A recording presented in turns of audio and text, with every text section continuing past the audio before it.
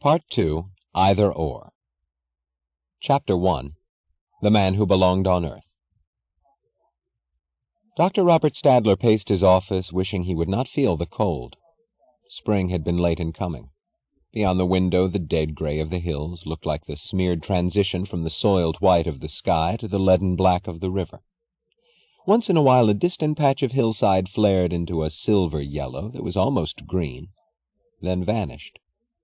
The clouds kept cracking for the width of a single sun ray, then oozing closed again. It was not cold in the office, thought Dr. Stadler. It was that view that froze the place. It was not cold today. The chill was in his bones, he thought. The stored accumulation of the winter months, when he had had to be distracted from his work by an awareness of such a matter as inadequate heating, and people had talked about conserving fuel. It was preposterous, he thought, this growing intrusion of the accidents of nature into the affairs of men. It had never mattered before. If a winter happened to be unusually severe, if a flood washed out a section of railroad track, one did not spend 2 weeks eating canned vegetables.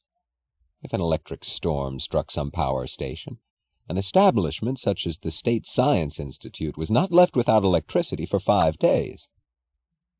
5 days of stillness this winter, he thought, with the great laboratory motors stopped and irretrievable hours wiped out, when his staff had been working on problems that involved the heart of the universe. He turned angrily away from the window, but stopped and turned back to it again. He did not want to see the book that lay on his desk. He wished Dr. Ferris would come. He glanced at his watch.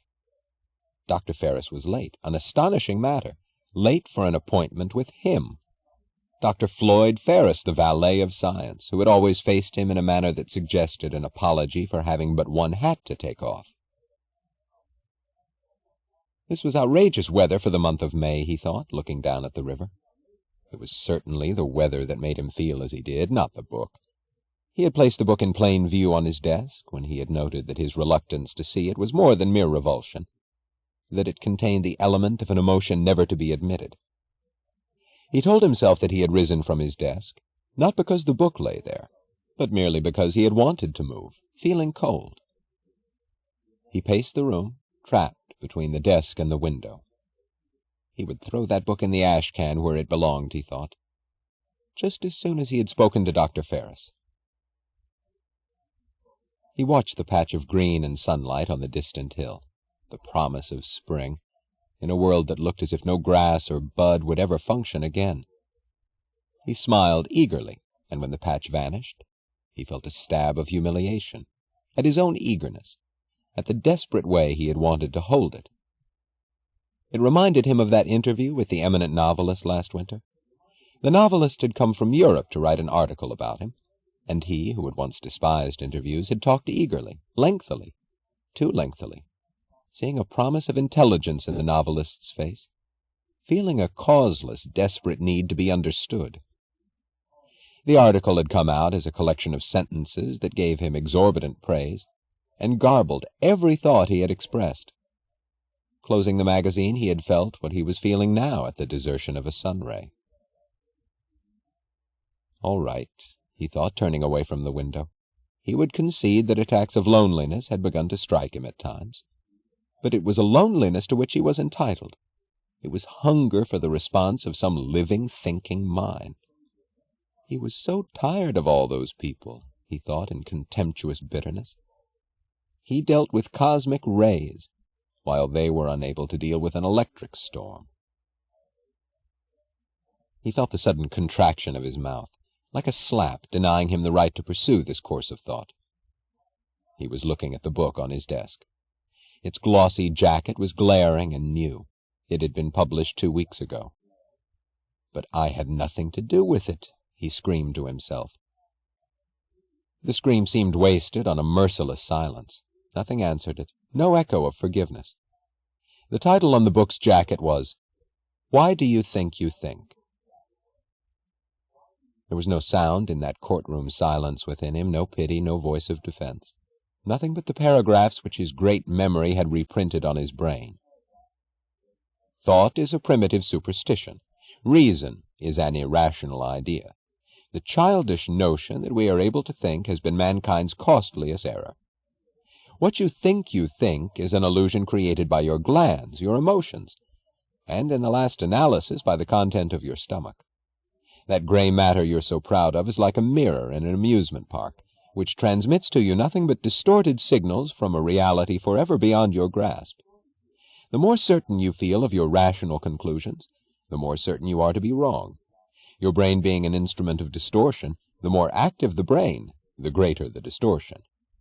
The giants of the intellect, whom you admire so much, once taught you that the earth was flat, and that the atom was the smallest particle of matter. The entire history of science is a progression of exploded fallacies, not of achievements. The more we know, the more we learn that we know nothing. Only the crassest ignoramus can still hold to the old-fashioned notion that seeing is believing. That which you see is the first thing to disbelieve. A scientist knows that a stone is not a stone at all. It is, in fact, identical with the feather pillow. Both are only a cloud formation of the same invisible whirling particles. But you say you can't use a stone for a pillow? Well, that merely proves your helplessness in the face of actual reality. The latest scientific discoveries, such as the tremendous achievements of Dr. Robert Stadler, have demonstrated conclusively that our reason is incapable of dealing with the nature of the universe. These discoveries have led scientists to contradictions which are impossible according to the human mind, but which exist in reality nonetheless. If you have not yet heard it, my dear old-fashioned friends, it has now been proved that the rational is the insane. Do not expect consistency. Everything is a contradiction of everything else. Nothing exists but contradictions. Do not look for common sense. To demand sense is the hallmark of nonsense. Nature does not make sense. Nothing makes sense. The only crusaders for sense are the studious type of adolescent old maid who can't find a boyfriend, and the old-fashioned shopkeeper who thinks that the universe is as simple as his neat little inventory and beloved cash register. Let us break the chains of the prejudice called logic. Are we going to be stopped by a syllogism? So you think you're sure of your opinions? You cannot be sure of anything. Are you going to endanger the harmony of your community, your fellowship with your neighbors, your standing, reputation, good name, and financial security, for the sake of an illusion, for the sake of the mirage of thinking that you think? Are you going to run risks and court disasters, at a precarious time like ours, by opposing the existing social order in the name of those imaginary notions of yours which you call your convictions? You say that you're sure you're right. Nobody is right, or ever can be. You feel that the world around you is wrong. You have no means to know it. Everything is wrong in human eyes, so why fight it? Don't argue. Accept. Adjust yourself. Obey.